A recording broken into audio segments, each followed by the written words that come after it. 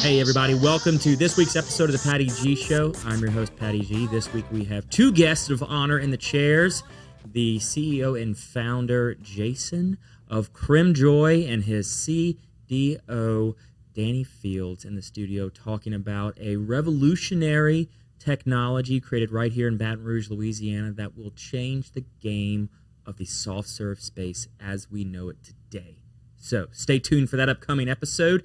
Really exciting stuff. But before we get to that, I want to give a big, wonderful shout out and thank you to the amazing local partners we have here helping us produce these shows each and every week.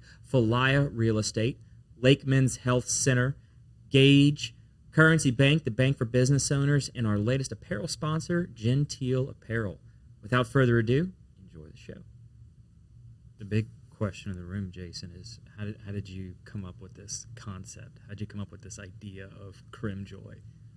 Oh, well, it goes back to, Cremmjoy was kind of the concept came about 2019, but it was 2018. We picked up a project through a referral doing a countertop ice cream machine for a client. It was a startup, right? It was just one guy and a friend of his, and didn't even know if that was going to work or whatever. So, we did our initial analysis. We built them a prototype, several prototypes eventually. But when you're doing all this, the process of making ice cream is more maybe complex than you would think.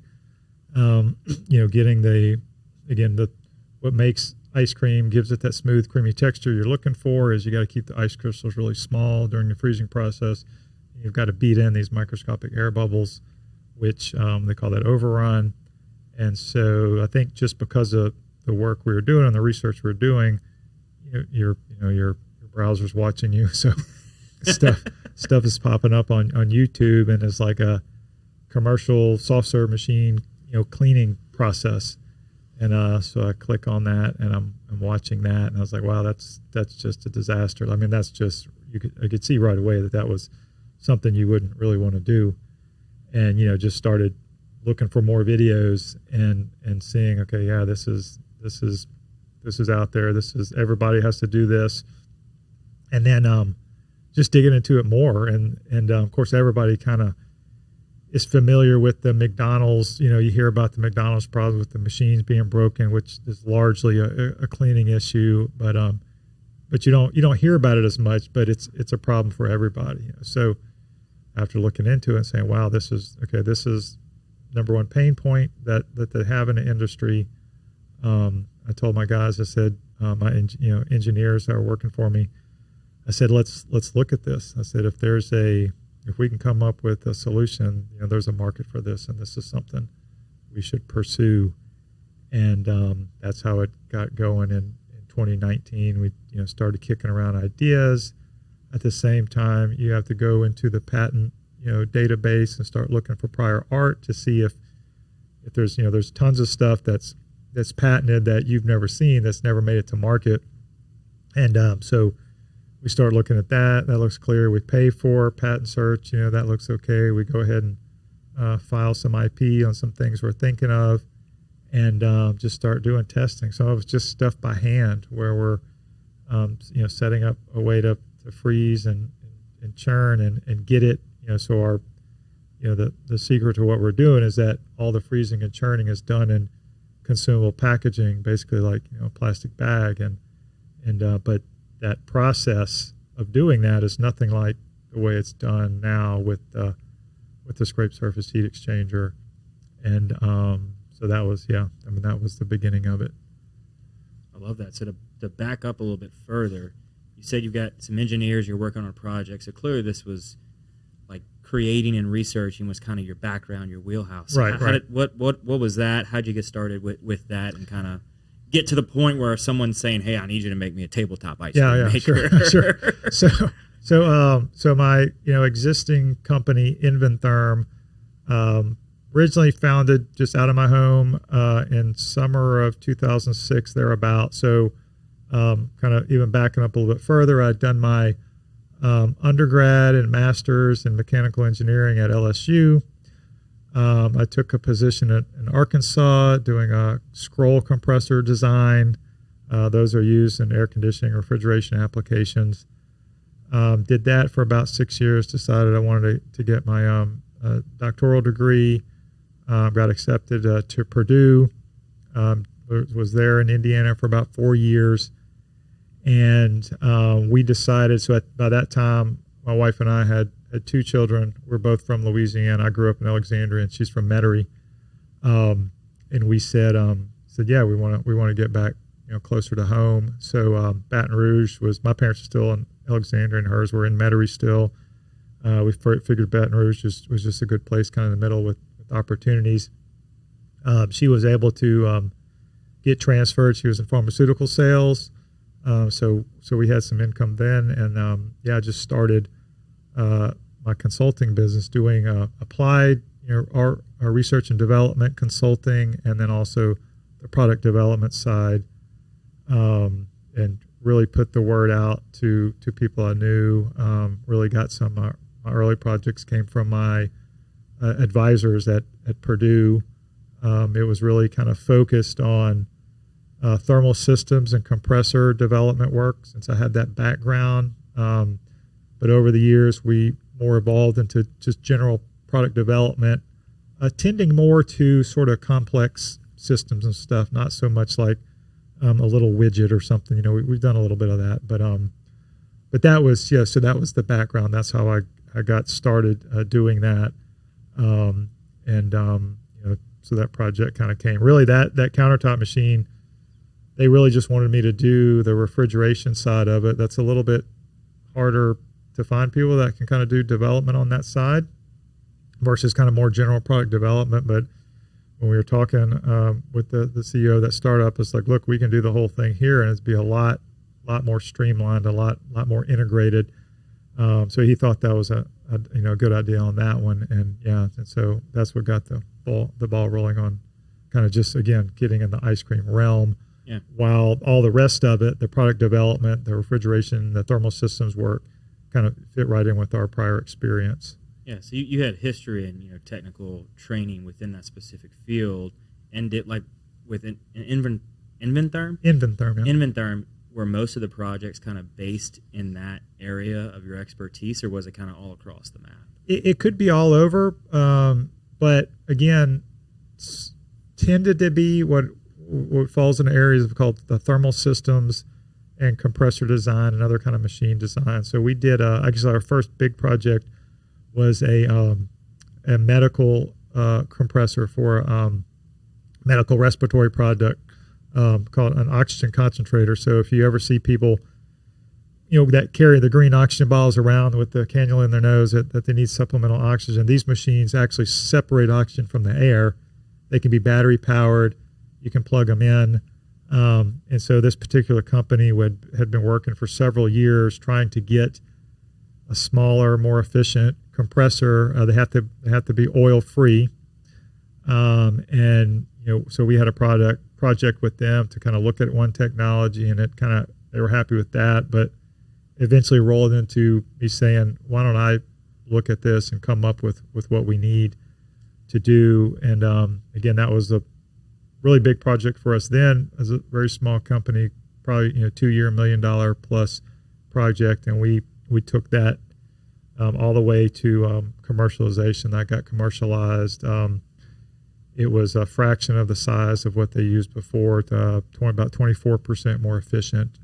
And so that's one example. We've done ultra low temperature refrigeration. That was sort of kind of got related to the COVID stuff more recently. Or a lot of different things. I love it. So you were this consultant, but yet you actually built out the technology or worked with them to build out the technology from the ground up. Right. And it could be anything from a very large corporation to a startup. Yeah.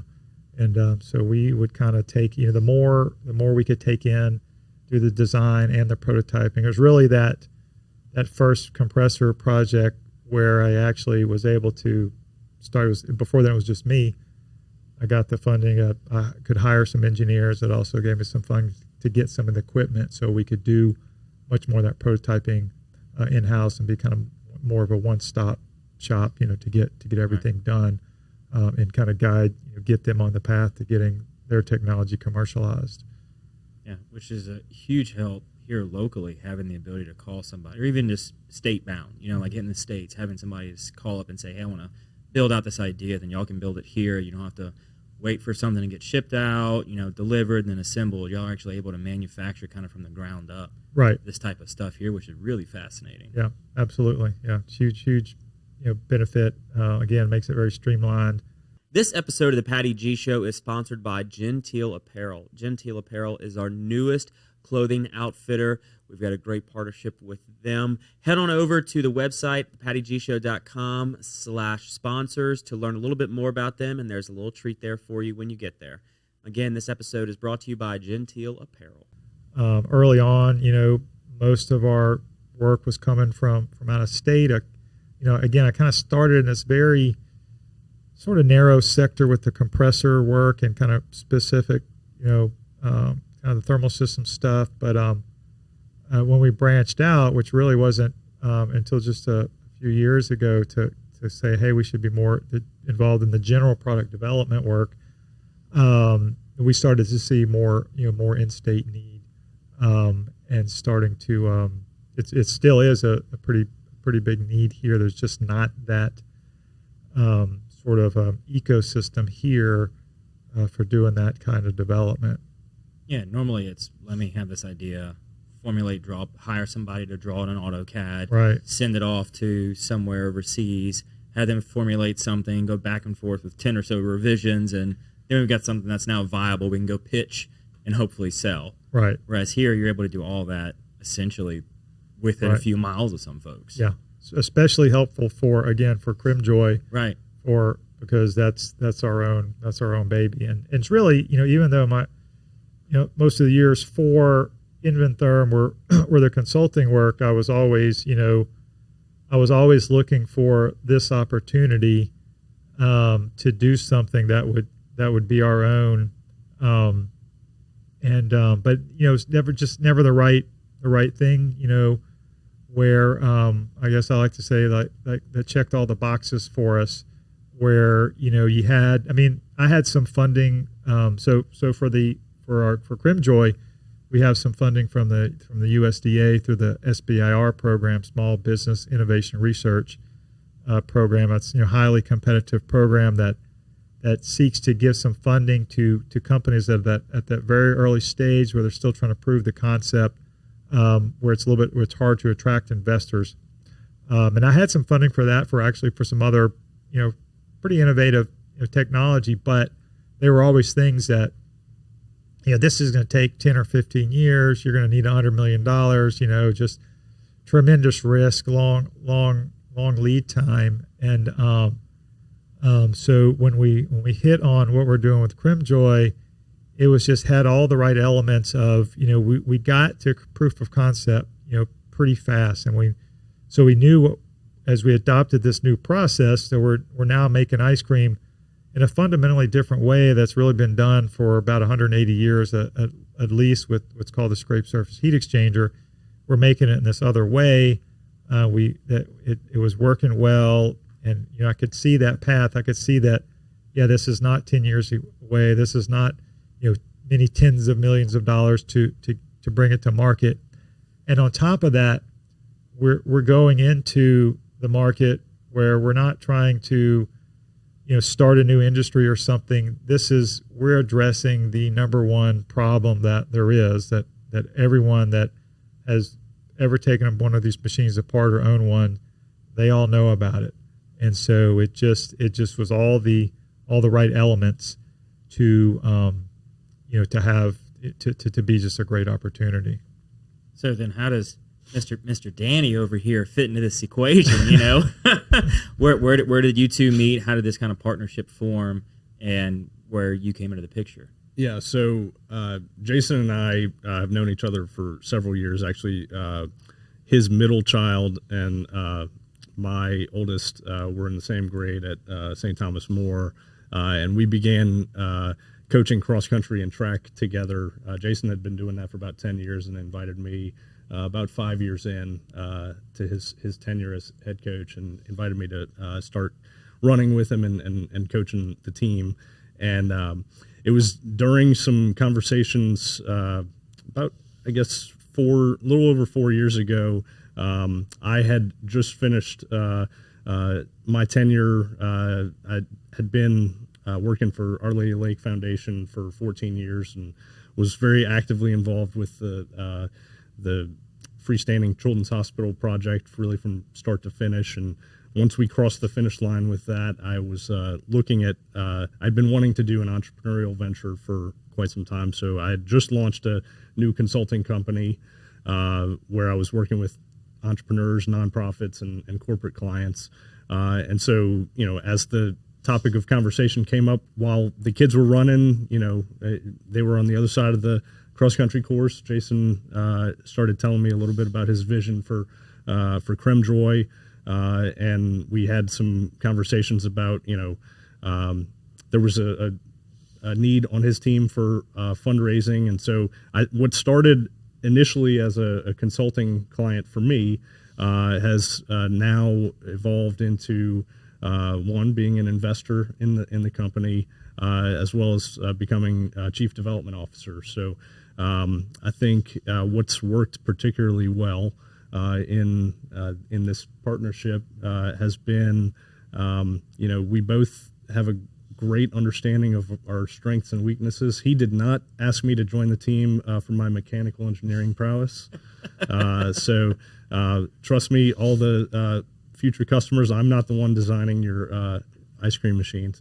But my expertise was in fundraising and business development and public affairs and really developing relationships with all of these important stakeholders that are going to help us in the commercialization process. So it's been a great teamwork between the two of us. At least, Jason could tell you if it wasn't. But I think that what's worked really well for me in this process too is, coming from spending the majority of my career on one particular project and being able to completely shift to a different industry, different type of company. Working with mechanical engineers is very inspiring and insightful.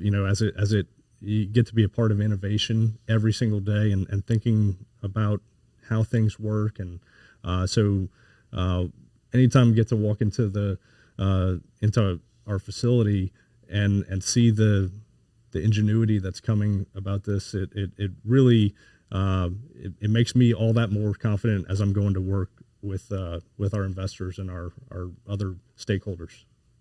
I love it. Yeah. Danny was very thorough initially. When he was seeing if he was going to get involved, he came and saw everything. He had the ice cream and so it was sort of like we did the demo experience, a little bit less refined than we do it now, but yeah, it's definitely been great and a huge asset, for us getting where we are, not only on getting the funds we need, but also on the, on the business side, getting that whole process of, how we're going to sell the equipment and establishing, all those details has been great.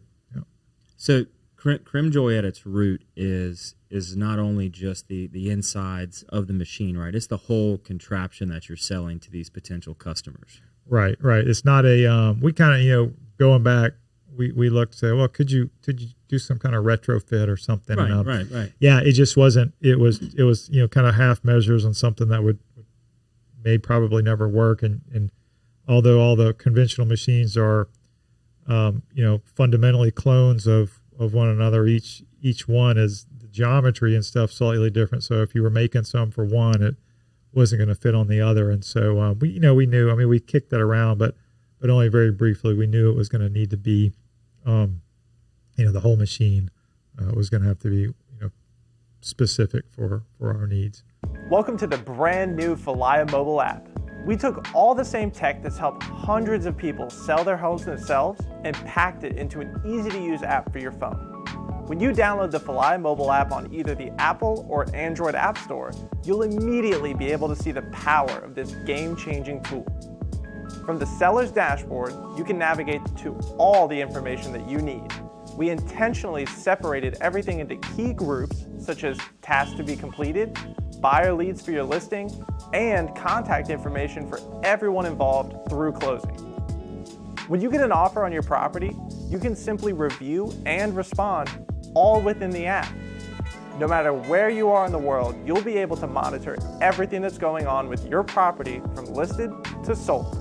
It's truly the power of Falaya in the palm of your hand. Download the app and see for yourself.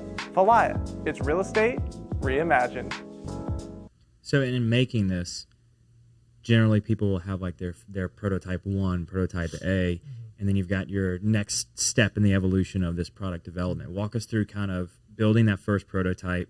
How did you go about kind of envisioning what this would end up looking like? I mean, was it modeled after the existing ice cream machine? You know, for people that haven't seen this, kind of give them a little picture as to what this is going to end up looking like and kind of where it started. Yeah, so you're going way back when we're just trying to figure out the process. It's we're not even thinking too much of what the outside looks like. It's getting that process. Can we make ice cream this way?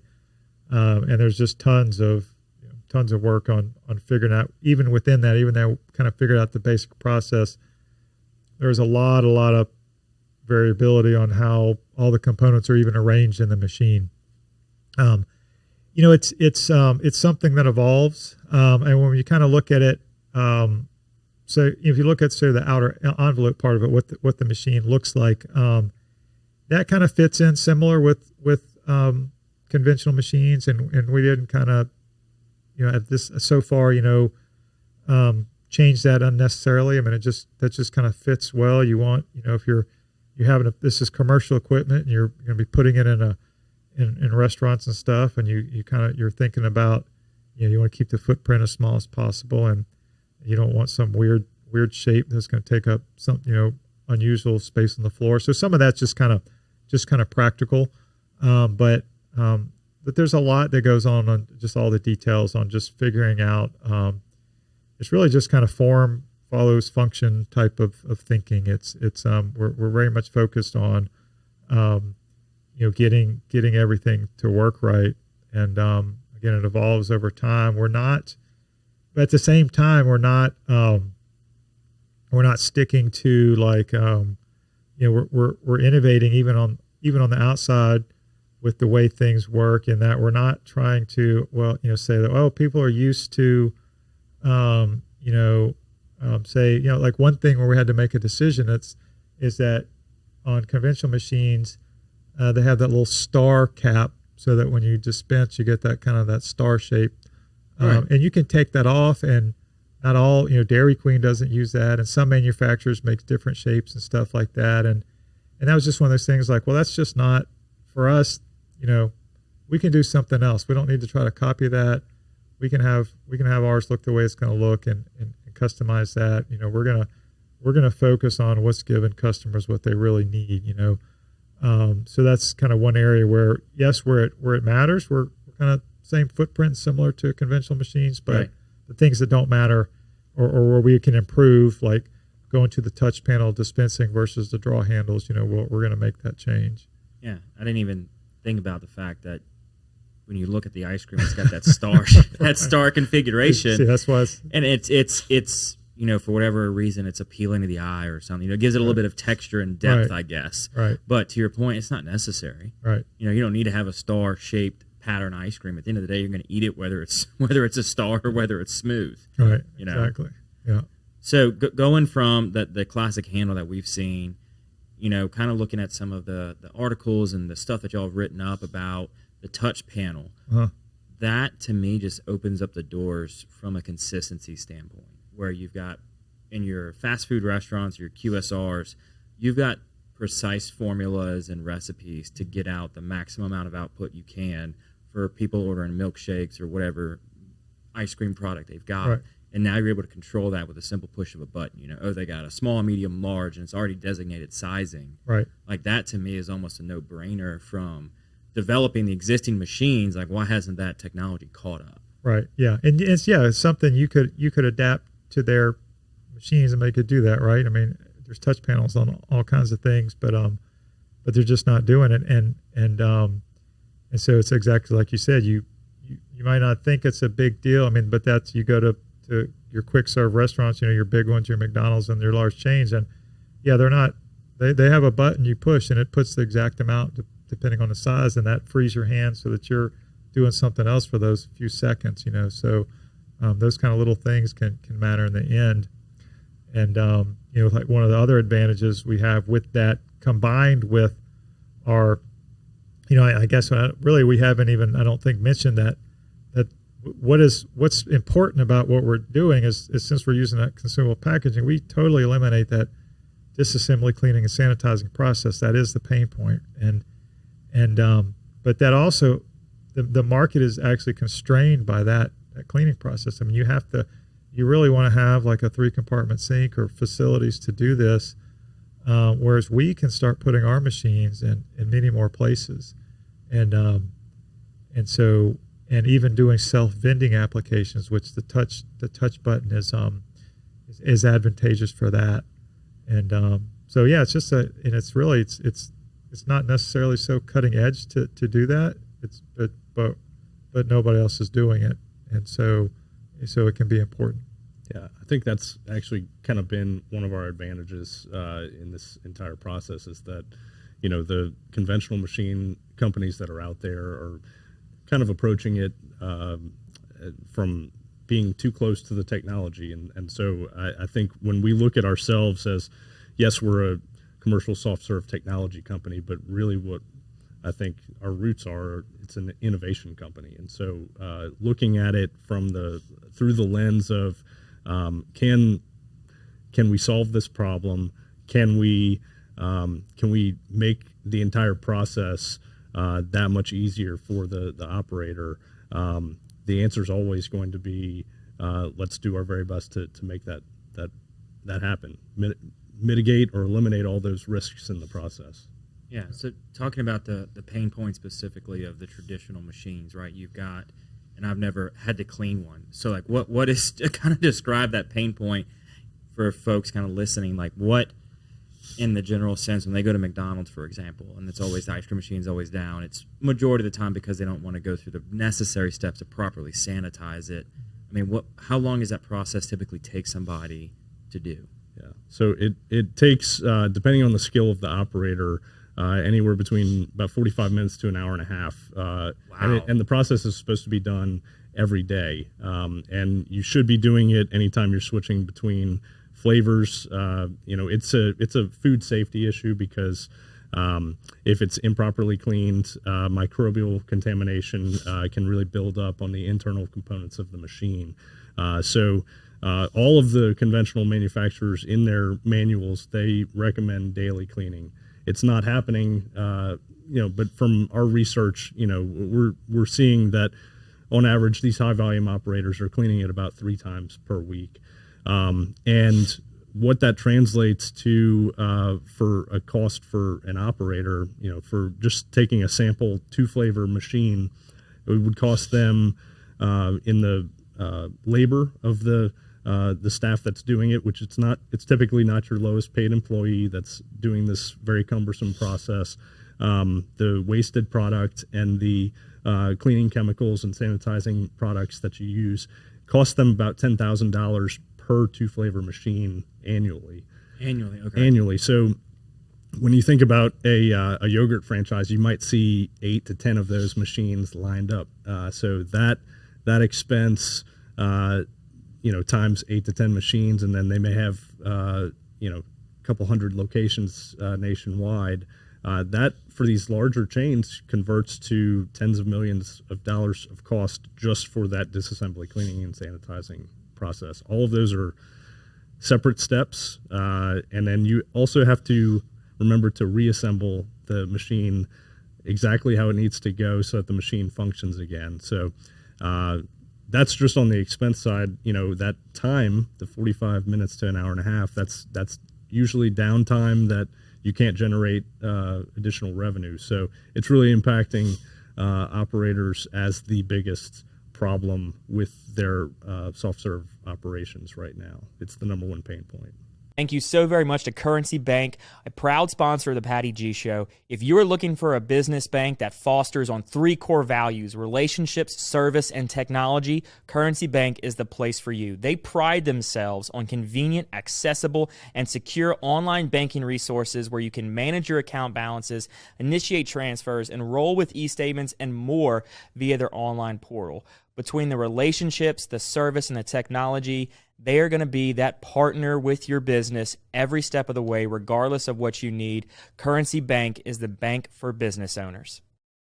Yeah, I mean, you got folks like your Yogurt Lands, for example, that have all these different machines in there, and their solution, at least from a consumer side that I've seen, is they just go hang up a sign and say out of order, which I'm sure is their cleaning day for that machine, right? They got to take it all apart. But for your folks that are having a shake as, their one of their products, like a specific menu item, small sliders, for example, a local company that was started here, like they have their shakes on the menus, and if they're down, that's a whole menu item now that nobody can order. It's not even like it's a flavor or something. They got one base or 2 base flavors, then everything else is mixed and blended in to get to their product. But when that's down, they're missing out every single time somebody pulls up. Nobody can have that order because it's downtime. Yeah, and what's happened more recently is when people don't get what they want, they post it on social media, so it's bad publicity for the company as well. But it's also a significant food safety problem that's causing people to get sick, and in some cases, in Washington State just last year, there were 3 deaths that were attributed to a machine that was not cleaned properly, and the operators, they all think that they're doing the cleaning properly, and I think it's safe to say no one's intending to do it improperly, but when it's not done properly, it can have really adverse effects to the customers. And so we wanted to really make sure that we're solving the problem. It's from an economic standpoint, it's presenting really tremendous value to the operator, but it's also the safest to eat soft serve that's going to be on the market. So going into that pain point, what's kind of the biggest distinction between y'all's machines and the ones that are out there on the market? I mean, you hear 45 minutes to an hour and a half.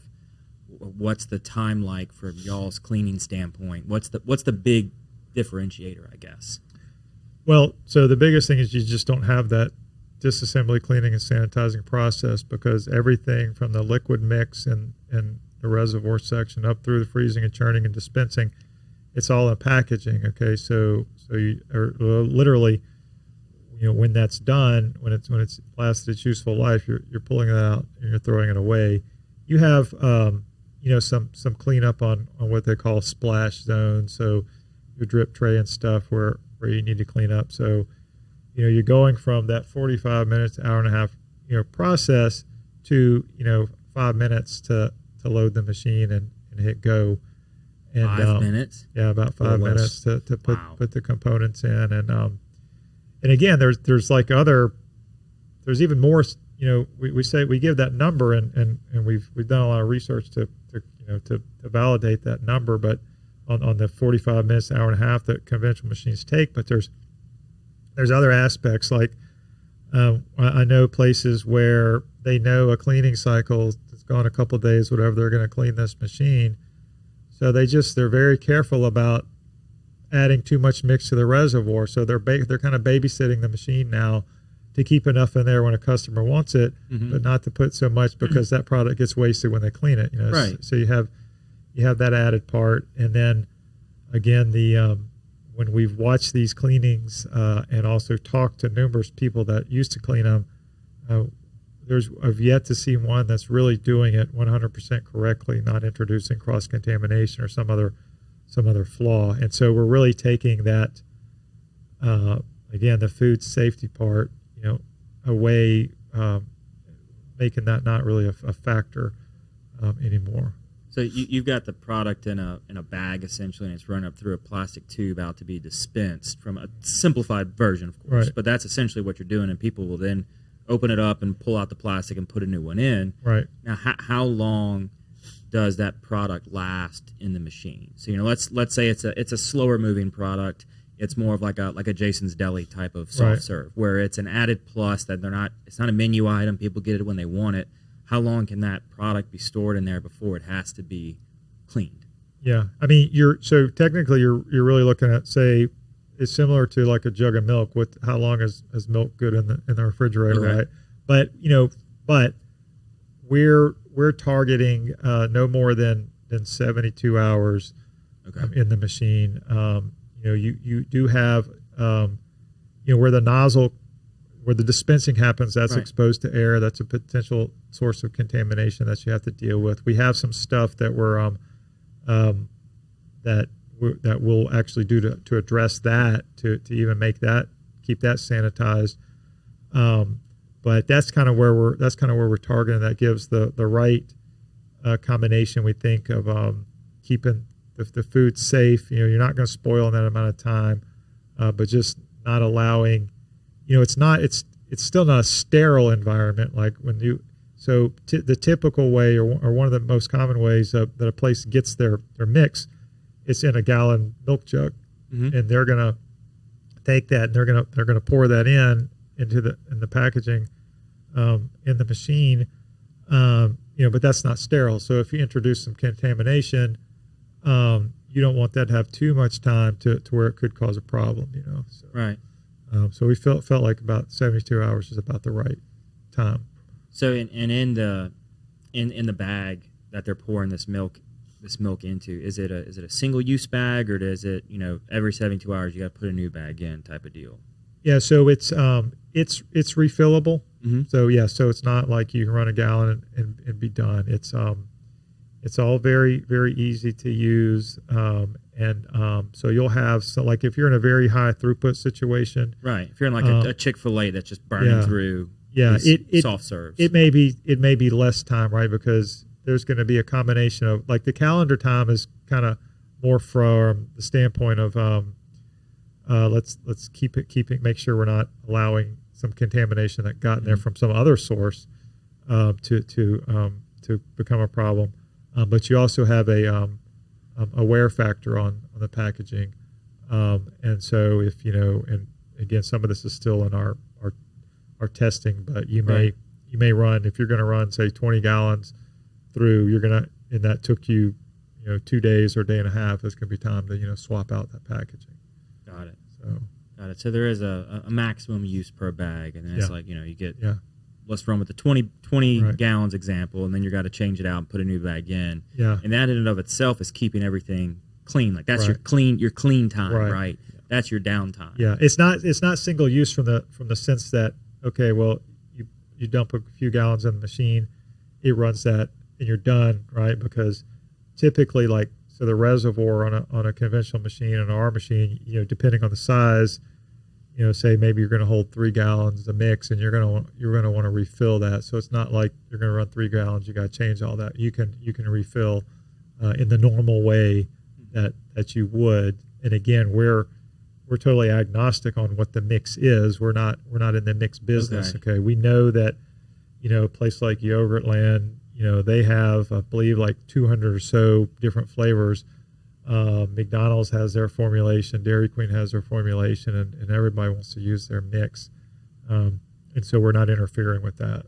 You're not creating the Cremmjoy flavor. You're just creating the vessel to bring that product to the consumers. Yeah. Not yet, anyway. and we're trying to make it as versatile as possible. So, whatever vessel that you receive your mix in can work with our machine. And then any type of frozen yogurt, ice cream, even frozen beverages are available for use in our machine too. So we've actually had some interest from some potential customers that have both a frozen ice cream and an adult beverage concept, and so having the flexibility to switch between flavors, switch between types of mixes very efficiently without having to do that entire cleaning and sanitizing process, it's going to add a lot of value to customers like that. Thank you to our wonderful sponsor, Lake Men's Health Center with Our Lady of the Lake Physicians Group.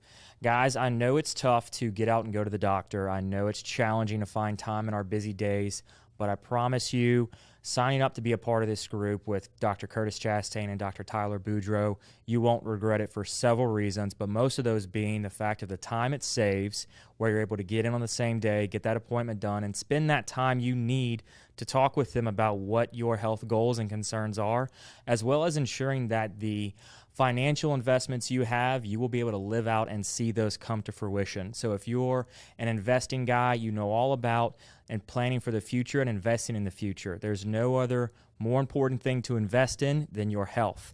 Make sure you go check them out, Our Lady of the Lake Physicians Group Men's Health Center, and tell them Patty G sent you. You can even go like, a soft serve concept by day, switch to adult beverages by night. So it's that interchangeable with the different products. Yeah. Yeah. And that's also somewhat unique in that conventional machines, you can say, for example, if it's something that's supposed to be a soft serve machine, you can do a soft serve product. You could also, in some instances, do a shake.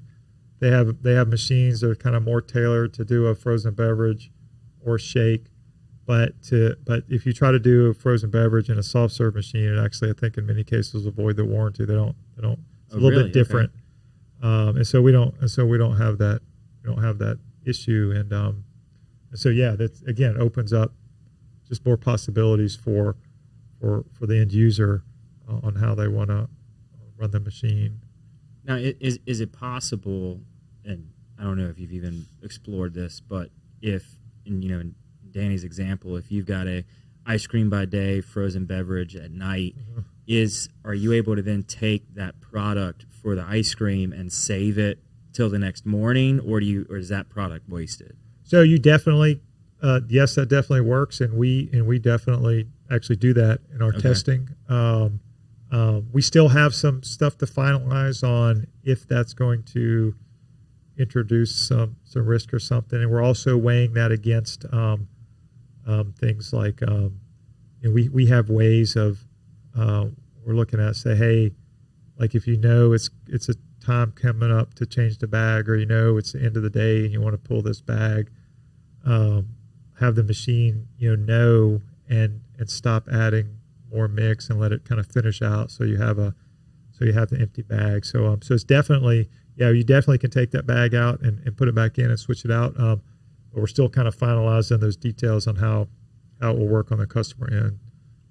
So in doing so, we're just talking about a bag, but obviously there's got to be some type of port or hose that gets it to the end. The plastic, hose, is all that one piece, or are you having to, separate them from the spout and then go into the bag? So like if I'm changing it out, am I just wrapping up?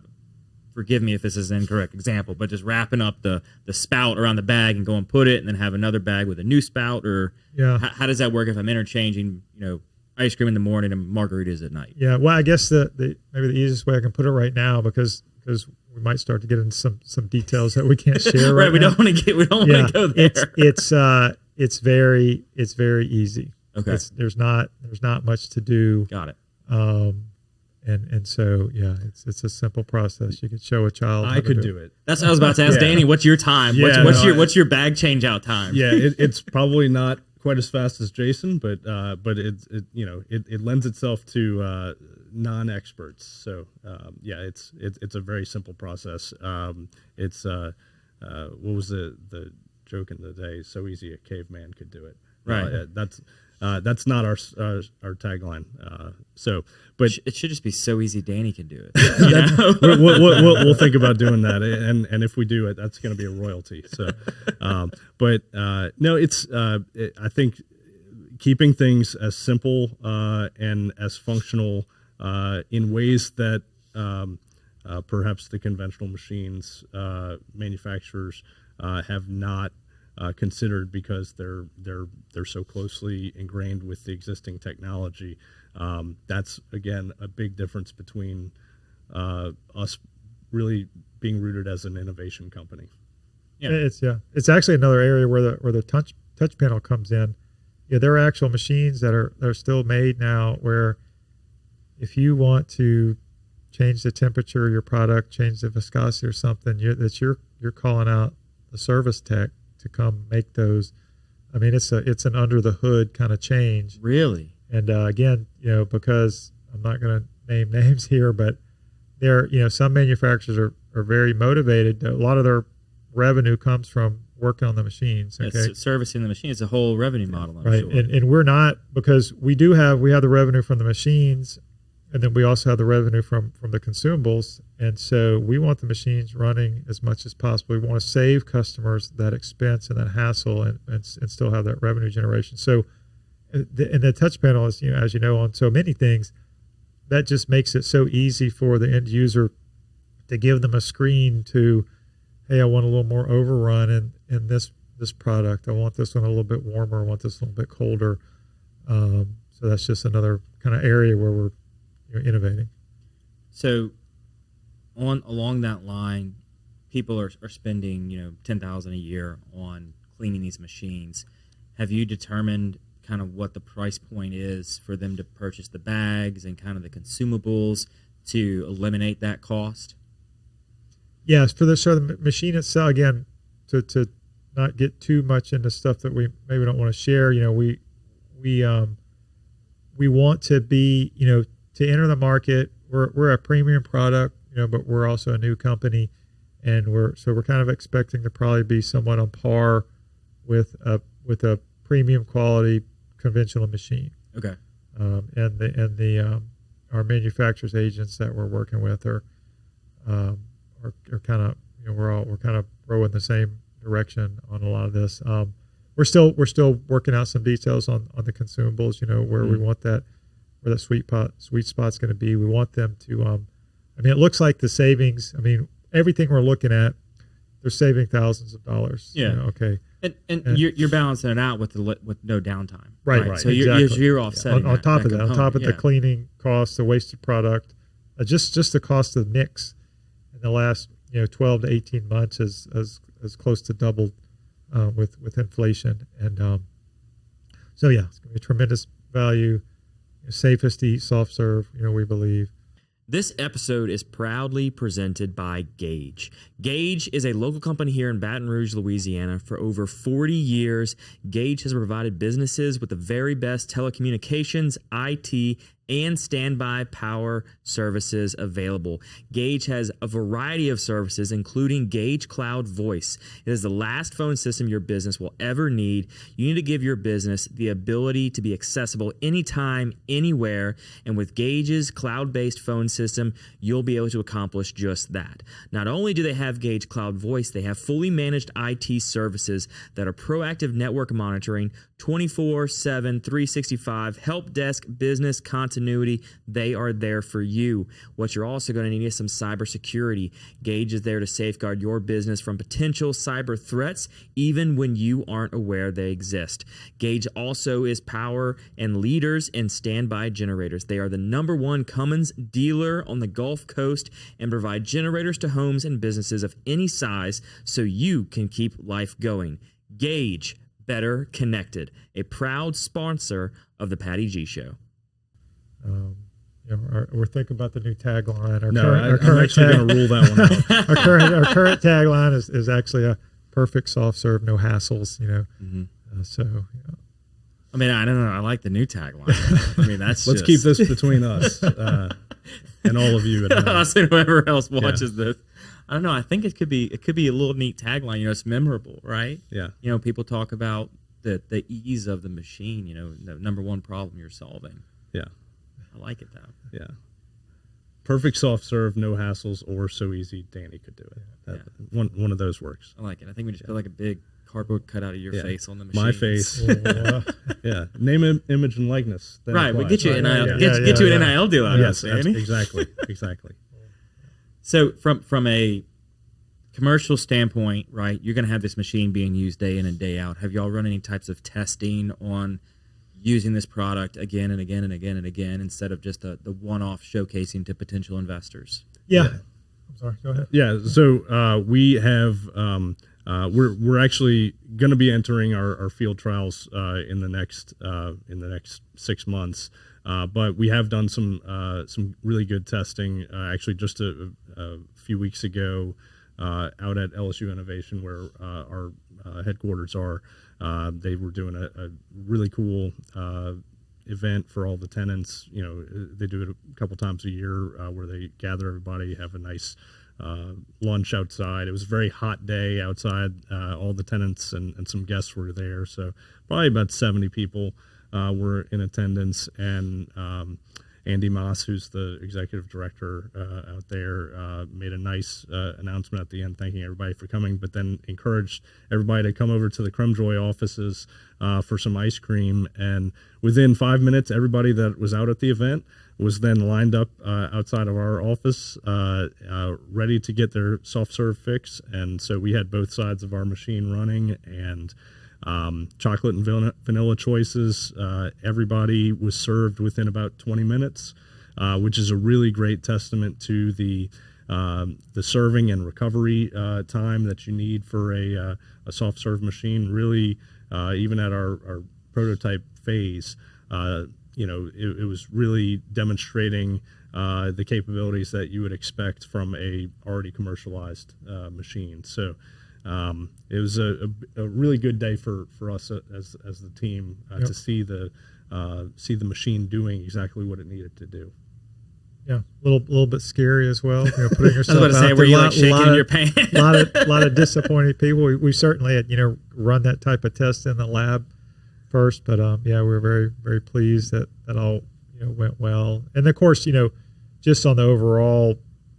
So one thing that's important is for this, what we say is for the same footprint as a conventional machine. It's going to take up a certain amount of place it's going to take up some real estate in the restaurant where it's at, and that's important. And so same footprint, we want at least the same throughput as a conventional machine.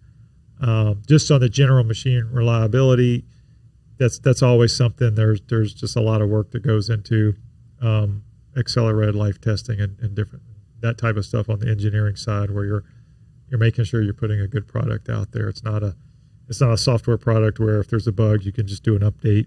Right. So you gotta make sure it's reliable. We're designing it so that it's easy to maintain. And again, we're highly motivated to have a machine that does not go down for maintenance, because we're not in the business to make money off of that. We want the machine running. We want you to be using the consumables and being happy with the product. So, but there is going to be some component of repairs and maintenance baked in with the machine, as with any commercial machine. Every commercial machine is going to have maintenance at some point. Yeah, absolutely. So it's mechanical. On the refrigeration side, it's conventional refrigeration. Yeah. So as long as that's well built and you don't have refrigerant leaks or something, those are very reliable. And you'll have, but there are components. There are some wear components. So on an annual basis, you'll be looking at certain things, checking things, doing some lubrications, and possibly replacing some of the wear components. But again, try making it as robust as possible. So on the consumer side of the product, it's of the machines themselves, have y'all gotten in some operators of QSRs and kind of done some testing with them to get their input feedback? And if so, what has that been like? Yeah, so we've brought a number of them in to see the demonstrations of our first gen and our second gen prototypes, and that has been an important part of the evolution of the technology, is getting that type of feedback. What they like in the machine, what isn't working, what could be better, and so I think that appreciation of their involvement in the process has really lent itself to the technology evolving in a way that's going to be very consumer focused. As I mentioned, we're stepping into our field trials over the next, in the next 6 months, and we're going to be placing our machines in those various settings, but then also bringing them to test kitchens around the country, working with our manufacturers, agent partners, where they'll bring in distributors, dealers, end user operators, and also food service consultants.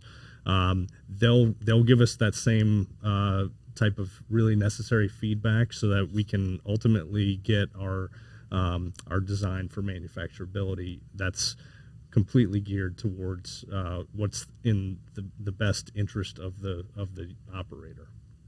Yeah. So that's really the next generation prototype that's going to be ready to put out there. We made a really big leap from our first generation kind of proof of concept.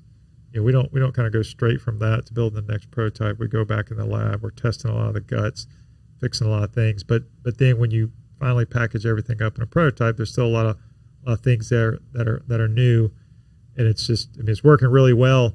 But then that next one is kind of our pre-production design, and that's the one where we kind of just put it out there more and let other people start using it.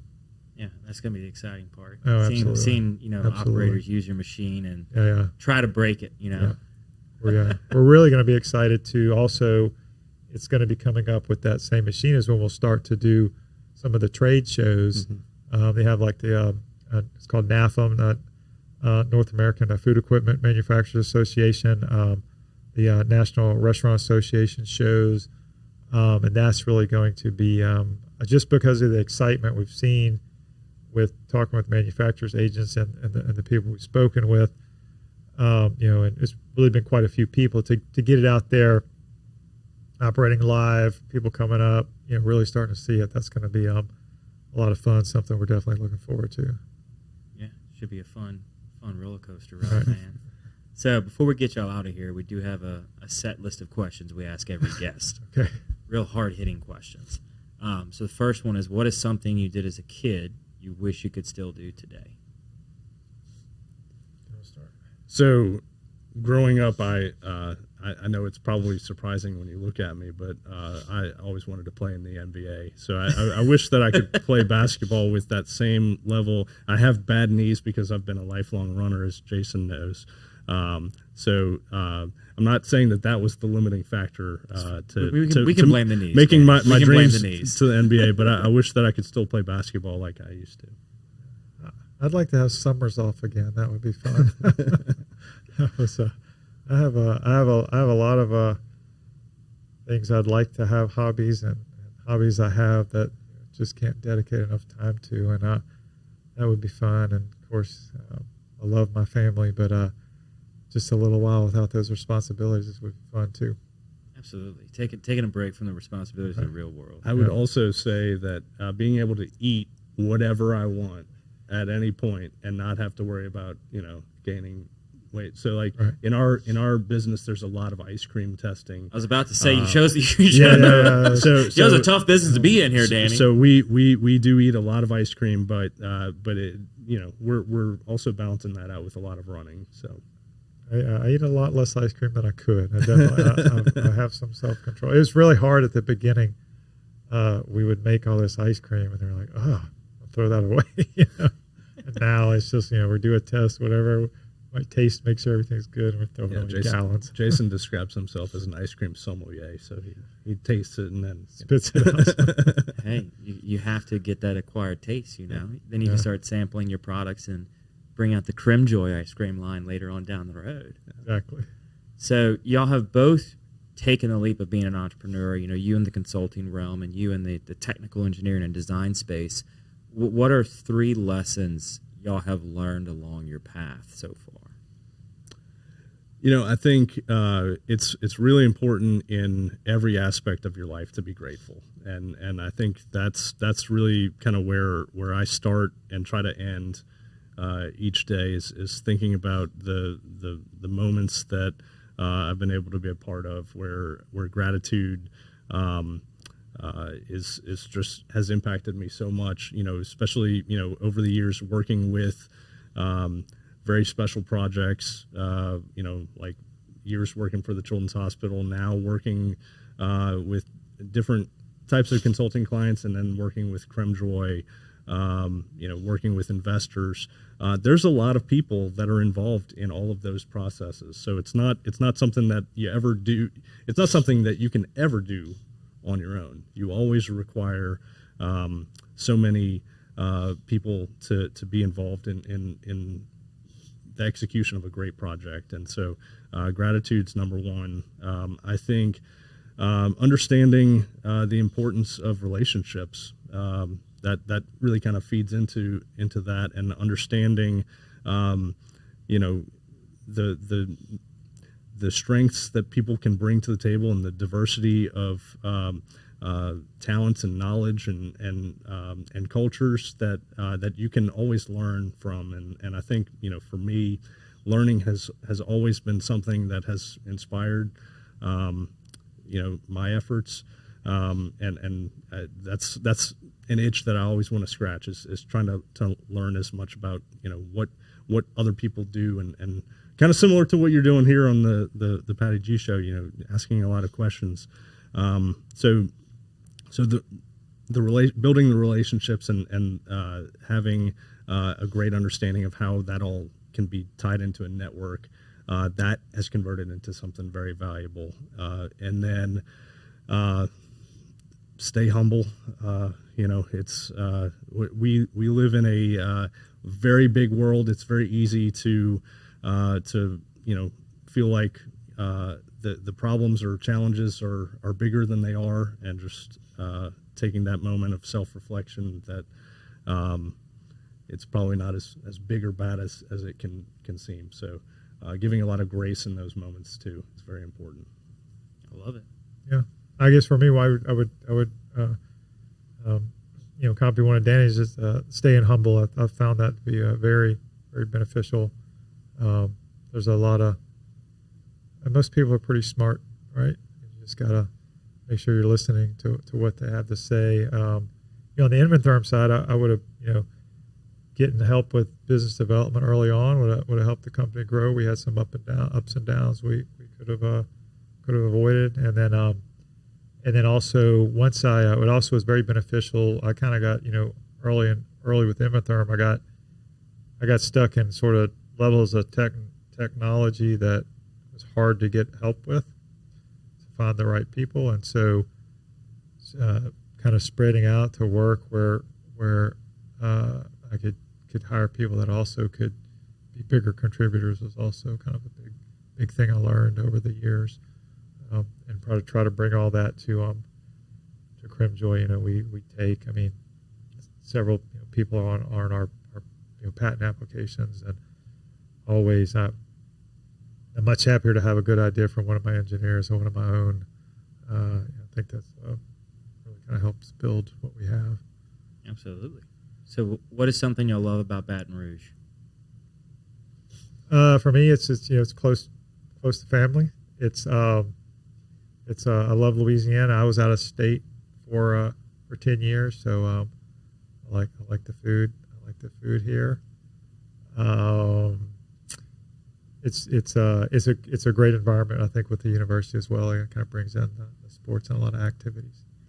Absolutely. Yeah. So I grew up in Metairie and the North Shore area, and I came to Baton Rouge for LSU, and Baton Rouge has now been the place I've lived the longest. So it definitely it's home for me. But I think it's large enough to get a significant amount of opportunities available to in whatever sector you're really in. Of course, the food anywhere is going to be better here in Louisiana than anywhere else. But it's a great place to raise kids and develop really good relationships. I think people generally are looking out for each other in Baton Rouge and Louisiana, and so I think it's a great place in Louisiana. Absolutely. So for the final question, y'all, what can I do to help? Well, what do you think, I mean, I think you've helped with this really great new tagline for us. I hope that gets implemented. But I think one of the things that you and certainly the viewers that are watching can do is cheer on the startups that are coming out of Baton Rouge. I mean, it really is. It's fun to see entrepreneurship go from conception to research and development, and then building new projects that we can claim as a community came from Baton Rouge. And I think what you're doing is by showcasing this is extremely helpful. But continuing to rally people to support ventures like Cremmjoy, ventures that you see coming out of any of the incubators, or even out of a garage. It's important that we foster this entrepreneurial spirit here in Baton Rouge, and so I think that's just keep doing what you're doing, Patty. Yeah. I mean, it's a really good thing that you're doing. So. Yeah, I'd say it's, much of the same thing. I mean, the publicity we get is actually very helpful. It kind of cycles back because it builds when our because we can also show our investors the enthusiasm out there that gets them enthusiastic, that spreads the word.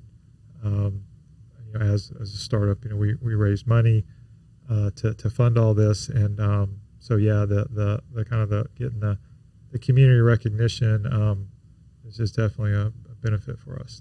Absolutely. So what, on the community recognition piece, what's the easiest way for people to learn more about you, get in touch with you, so on and so forth? Yeah, you can visit cremmjoy.com. We've got a great website where you'll get to learn about our innovation, and then you can reach out to contact us if you have any questions. Absolutely. Well, we'll link up the website and any other pages you'll have in the show notes. Let everybody easily click and find you and learn a little bit more about Cremmjoy, and hopefully be able to see, Cremmjoy, so easy Danny could do it, coming soon. Thanks, Patty. So, thank y'all so much for coming on the show today. Really appreciate your time. Excited to see where Cremmjoy goes next. Great. Thank you. Thanks, Patty. So, and thank you everybody else for listening or watching. This has been the latest episode of the Patty G Show. We've come to you live each and every week, featuring amazing businesses such as Cremmjoy, and I'm really excited to see them come out to market and be in these restaurants that we know and love, and ultimately bring out some healthier and happier customers because they know they've got clean ice cream coming their way. So y'all have a good one. We'll see you next week.